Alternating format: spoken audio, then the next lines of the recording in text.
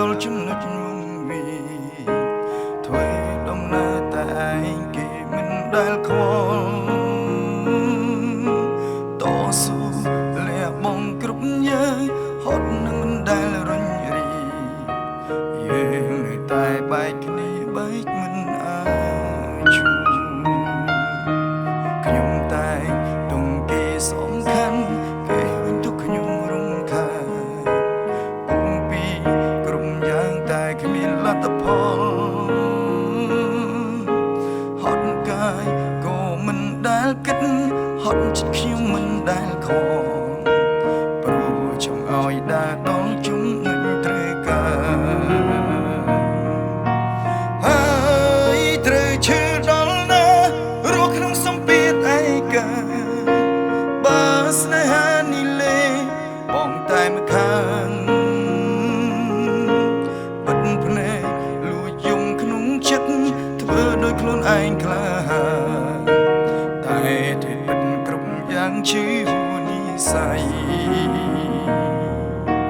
មើលតែខ្លួនឲ្យល្អ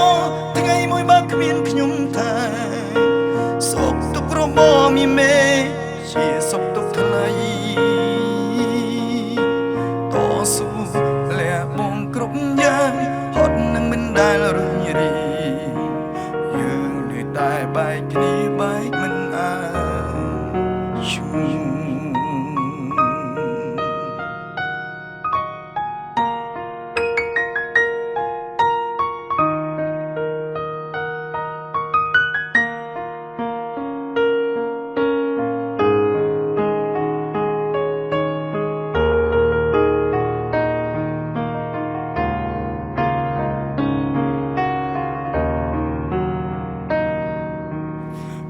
តែ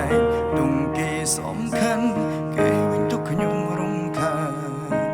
ពុំពីក្រុមយ៉ាងតែគ្មានលទ្ធផលហត់កាយក៏មិនដែលគិតហត់ចិត្តខ្ញុំមិនដែលខំព្រោះចង់ឲ្យដើរដល់ចំណុចត្រូវការហើយត្រូវឈឺដល់ណារស់ក្នុងសម្ពាធឯកាបើស្នេហានេះលេបងតែម្ខាង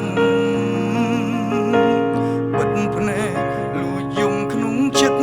ធ្វើដោយខ្លួនឯងក្លាហានតែធ្វើបិទគ្រប់យ៉ាងជឿនិស័យមើលតែខ្លួនឲ្យល្អថ្ងៃមួយបើគ្មានខ្ញុំថាសុខទុក្ខរបស់មីមេជាសុខទុក្ខថ្លៃតស៊ូលះបង់គ្រប់យ៉ាងហត់នឹងមិនដែលរញរី